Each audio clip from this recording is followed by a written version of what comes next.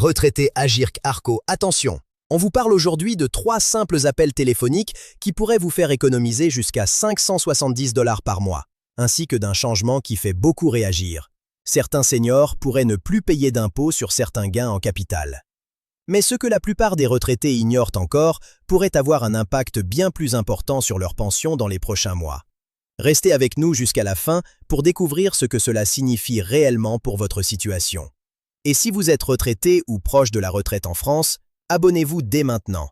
Sur cette chaîne, nous partageons chaque semaine les dernières actualités Agirc Arco, les dates de paiement, les changements de pension et les alertes importantes concernant la crise des retraites afin que notre communauté reste toujours informée avant tout le monde. Imaginez un instant que vous raccrochez le téléphone et qu'en moins de 45 minutes de conversation, vous venez de récupérer 570 € par mois que vous pensiez définitivement perdus. Non pas parce que vous avez trouvé un nouveau travail, non pas parce qu'un héritage inattendu vient de tomber du ciel, mais simplement parce que vous avez posé les bonnes questions aux bonnes personnes, au bon moment. C'est exactement ce dont nous allons parler aujourd'hui, et je vous promets que d'ici la fin de cette vidéo, vous allez comprendre pourquoi des dizaines de milliers de retraités français continuent de payer beaucoup trop cher leur assurance complémentaire, alors qu'ils n'y sont absolument pas obligés. Mais avant d'entrer dans le vif du sujet, laissez-moi vous poser une question très directe. Est-ce que vous avez pris le temps, au cours des 12 derniers mois, de regarder de près ce que vous payez chaque mois pour votre complémentaire santé et votre assurance retraite complémentaire Agirc Arco? Si la réponse est non, vous êtes loin d'être seul. La grande majorité des retraités et des seniors en France ne remettent jamais en question ces prélèvements automatiques qui disparaissent chaque mois de leur compte bancaire avec une discrétion presque inquiétante. On s'y habitue. On finit par considérer ces sommes comme inévitables, comme des impôts qu'on ne peut pas éviter. Et c'est précisément cette résignation silencieuse que nous allons briser aujourd'hui. Parce que la réalité, celle que personne ne prend le temps de vous expliquer clairement, c'est que le système Agirc Arco est complexe, qu'il évolue chaque année, et que de nombreux retraités paient des cotisations ou des suppléments d'assurance qui ne correspondent plus du tout à leur situation réelle. Des situations ont changé, des droits ont été ouverts, des exonérations existent, et tout cela reste invisible tant qu'on ne fait pas la démarche de décrocher son téléphone et de poser les bonnes questions. Commençons par comprendre ce qu'est vraiment l'Agirc Arco, parce que beaucoup de gens ont une idée floue de ce système, et cette imprécision leur coûte de l'argent. L'Agirc Arco, c'est le régime de retraite complémentaire obligatoire pour les salariés du secteur privé. Il fonctionne en points.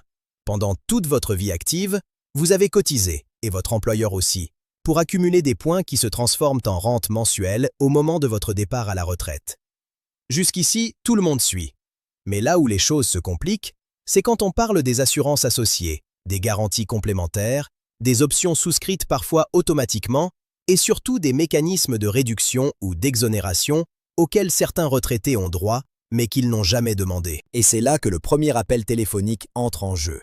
Le premier appel, vous allez le passer directement à votre caisse de retraite complémentaire. Pas à un intermédiaire, pas à un conseiller financier, pas à votre banque. Directement à la caisse. Et quand quelqu'un décroche, voici exactement ce que vous devez demander, mot pour mot. Je voudrais savoir si je bénéficie de toutes les exonérations et réductions auxquelles j'ai droit en fonction de ma situation actuelle. Cette phrase, aussi simple qu'elle puisse paraître, déclenche quelque chose de très précis chez votre interlocuteur. Elle signale que vous savez que des exonérations existent, que vous n'êtes pas là pour demander une faveur, mais pour réclamer un droit. Parce qu'il faut savoir une chose, que les organismes ne crient pas sur les toits. Certaines réductions et exonérations ne sont pas automatiques. Elles nécessitent une demande explicite de votre part. Le système ne va pas spontanément vous appliquer un avantage financier si vous ne l'avez pas réclamé. C'est à vous de faire la démarche. Et c'est profondément injuste, vous avez raison de le penser. Mais c'est ainsi que le système fonctionne en France depuis des décennies. Alors, autant jouer avec les règles plutôt que contre elles. Lors de ce premier appel, plusieurs éléments vont être passés en revue. Votre niveau de revenu d'abord. Si vos revenus globaux sont inférieurs à certains plafonds, vous pouvez bénéficier d'une réduction significative sur certaines cotisations liées à votre assurance complémentaire santé. Ces plafonds sont révisés chaque année, et il est tout à fait possible qu'une situation qui ne vous permettait pas de bénéficier d'une exonération il y a 3 ans vous y donne droit aujourd'hui. Votre situation familiale ensuite. Êtes-vous seul? Avez-vous un conjoint à charge? Des enfants encore dépendants financièrement? Chacune de ces situations peut modifier votre profil et ouvrir des droits supplémentaires.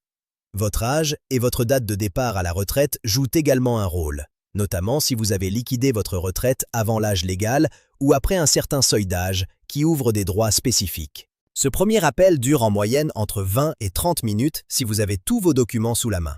Et je vous conseille vivement d'avoir avec vous, au moment où vous appelez, votre dernier avis d'imposition, votre relevé de pension mensuelle et votre numéro de sécurité sociale. Avec ces 3 éléments, votre interlocuteur pourra accéder à votre dossier complet et faire une analyse précise de votre situation. Maintenant, parlons du deuxième appel, celui qui est peut-être le plus méconnu et pourtant le plus puissant des 3. Ce deuxième appel, vous allez le passer à votre assurance complémentaire santé, ce qu'on appelle communément la mutuelle. Et là, l'enjeu est différent. Il ne s'agit plus de réclamer des exonérations légales. Il s'agit de renégocier activement votre contrat en tenant compte de votre situation réelle de consommateur de soins. Voici quelque chose que les compagnies d'assurance espèrent que vous ne savez pas. Votre profil de consommateur de soins change radicalement avec l'âge, mais pas nécessairement dans le sens qu'elles vous vendent. Oui, certains soins deviennent plus fréquents, mais d'autres disparaissent complètement. Les personnes qui ont quitté la vie active n'ont plus besoin de certaines garanties liées aux accidents du travail. Les seniors qui vivent seuls n'ont plus de famille à assurer.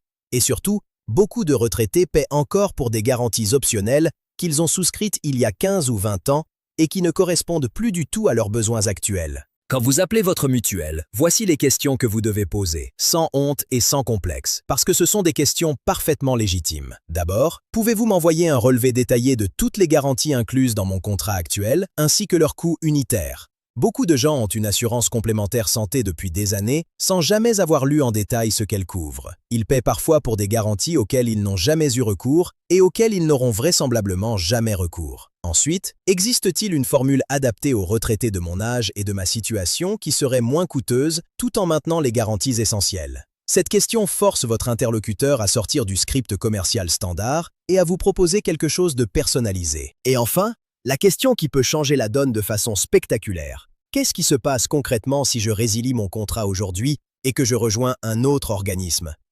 Cette dernière question est psychologiquement très puissante. Elle signale que vous êtes un consommateur informé, que vous êtes prêt à partir et qu'une offre de rétention pourrait changer votre décision. La plupart des grandes mutuelles ont des équipes dédiées à la rétention des clients et ces équipes ont des leviers que les conseillers standards n'ont pas. Des remises pouvant aller de 10 à 25% sur votre cotisation annuelle, des franchises ajustées, des garanties reformatées. Tout cela devient négociable dès l'instant où vous avez signalé clairement que vous considérez sérieusement de partir. Ce deuxième appel, à lui seul, peut vous permettre d'économiser entre 150 et 250 € par mois selon votre situation.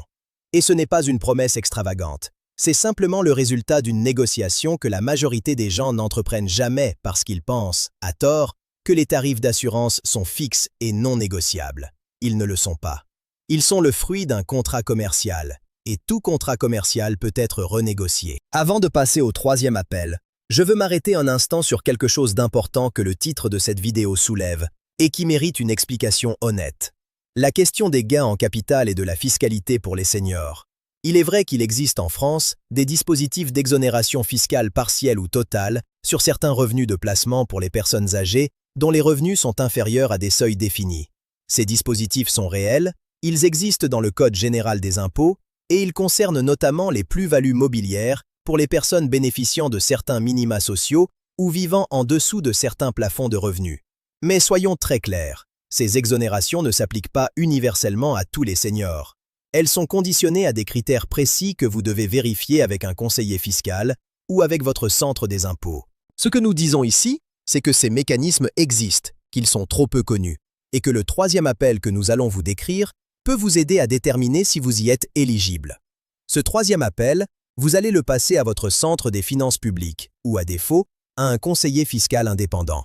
Et l'objectif de cet appel est de faire un audit complet de votre situation fiscale en tant que retraité, pour vérifier que vous ne payez pas d'impôts sur des revenus qui pourraient en être exemptés, et que vous bénéficiez bien de toutes les déductions auxquelles votre situation vous donne droit. Il existe en France plusieurs mécanismes fiscaux spécifiquement conçus pour les retraités et les seniors, et leur méconnaissance coûte des centaines, voire des milliers d'euros par an à ceux qui n'en ont pas connaissance. L'abattement de 10% sur les pensions de retraite en est l'exemple le plus connu.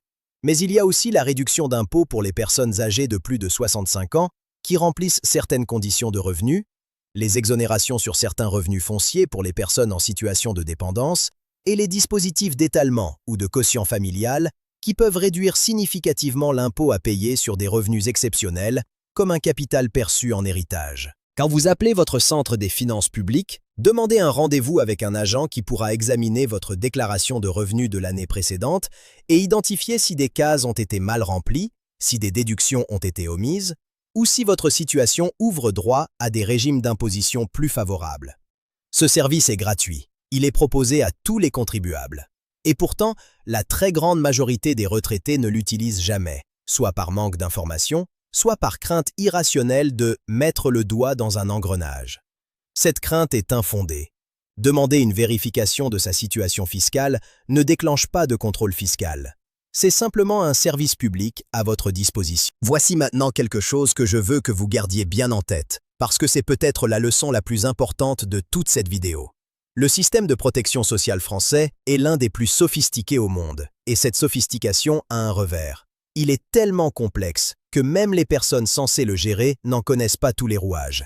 Des droits tombent dans l'oubli, des exonérations restent non réclamées, des avantages fiscaux s'accumulent sans jamais être activés.